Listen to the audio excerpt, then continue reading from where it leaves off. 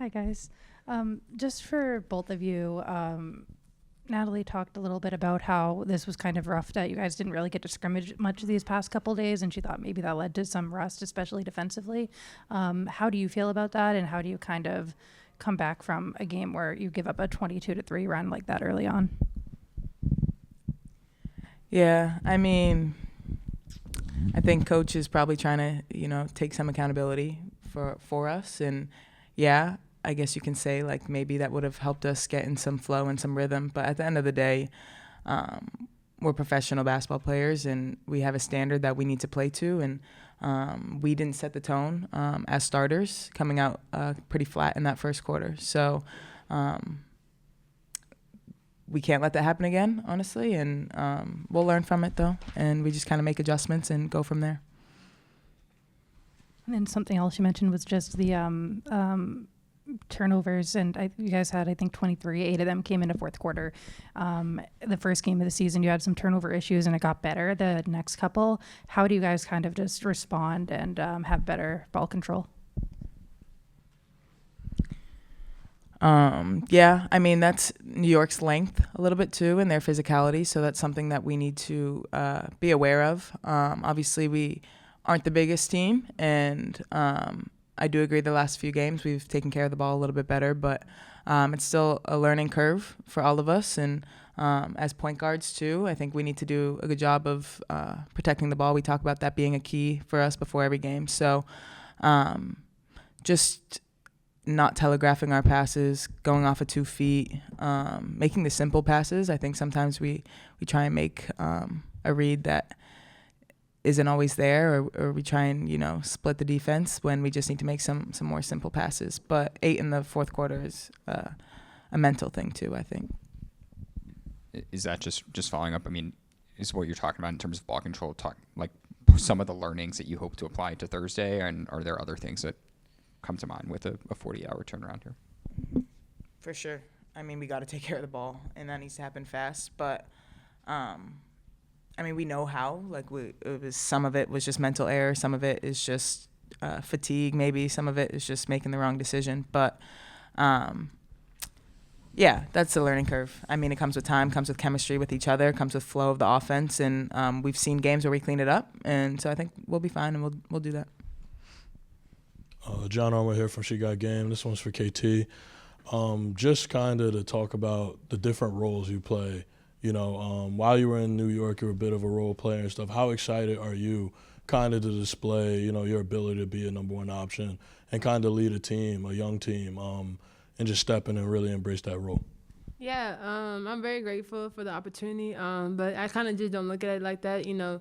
I feel like I'm the same player that I was in New York. I bring the same energy and stuff. Yeah, I might have to score a little bit more, but I still do the small things. I don't change who I am. And, as far as just leading the team, I just try to do everything I can and kind of just have my energy just rub off to my teammates and just encourage them. We might be young, but we have a great talent on our team, and it's going to take time for us to gel together. It's only our 4th game. Yeah, this was a disappointing loss, and, I take accountability too for this loss, but we just gotta stick together and just learn from it. This is the best team in the league right now, so we just gotta go back on film and see what we need to do and just get better. And as long as we can get better 1% each day, we're on the right direction. And this one's for both of you guys. Just prior to the game, obviously, KT, your first return, it just seemed like a very emotional moment. Prior to the game, you running, meeting KB and everything. And then there's an aspect of just how important of a game is this for you guys, coming from the West Coast, first game over here on the East Coast, being in a hostile crowd. Obviously, you're used to it.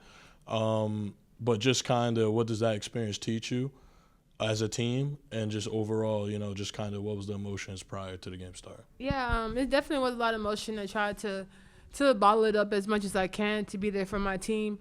It took me a little minute, just to be back and, to see that, I was playing on the upper side of, some of my great friends. But after I got that, it was go time, and just to be playing in this type of arena, it is a very hostile arena. And I think, some of my players are not used to that.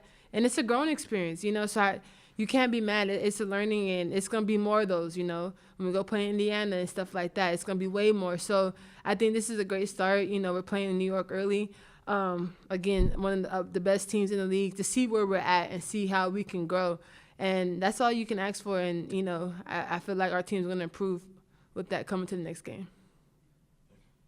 Hi, KT. How you doing? Congratulations, champion. Welcome back. Thank you. I just wanted to know your overall. I know you've probably been answering this question a lot, but obviously it's my first time seeing you. So I just wanted to get your overall emotions, and I wanted to know who was the first to cry, because I saw a lot going on between you and KB. Who was the first to shed that first tear? Man, you know what? I'm not a very emotional person, but I mean, I've been crying ever since we landed in New York, 3 days ago. Shout out to JK for the things that he done for my family and stuff like that, setting up the jacket in my hotel room, my white jacket and stuff like that. And then the note that he wrote, that started right there. But I think I shed the tear.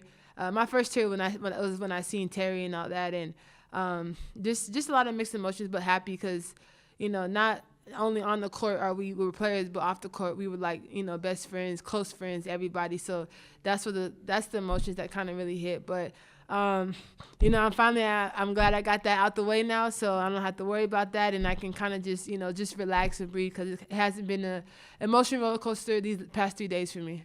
Awesome. And finally, obviously you got it all out your system and everything out your system. I'm sorry, I just lost my train of thought. But, just going through the emotions and actually just seeing the fans and everything, because I'd be remiss to tell you, fans are really, really, they miss you a lot. Yeah. So do you have any special message for Liberty fans before, I don't even want to get emotional again, but they're amazing. And I know I'm at a new team, and my Golden State fans are great too, but New York fans will always, always hold a special place in my heart. I mean, y'all made me feel like I was back in New York, playing for New York, and I'm just so appreciative of that, and I'm blessed that I had that type of fan base, even though I'm on the other side, that still supports me. And, I don't take that stuff for granted, and I've always just cherished that and just know that, you guys will never be forgotten. Last one. Thank you. Veronica, I'm curious, defending the guards against a team like New York, where Tosh and Sabrina are so different types of players, is that harder, or at least somewhat of a different challenge than recent teams you've played, where the couple players you've been switching back and forth between have been more similar in style? It's definitely something I think you have to be aware of, and that's where kind of a big communication aspect comes in on the defensive end, and just having an awareness and an IQ, and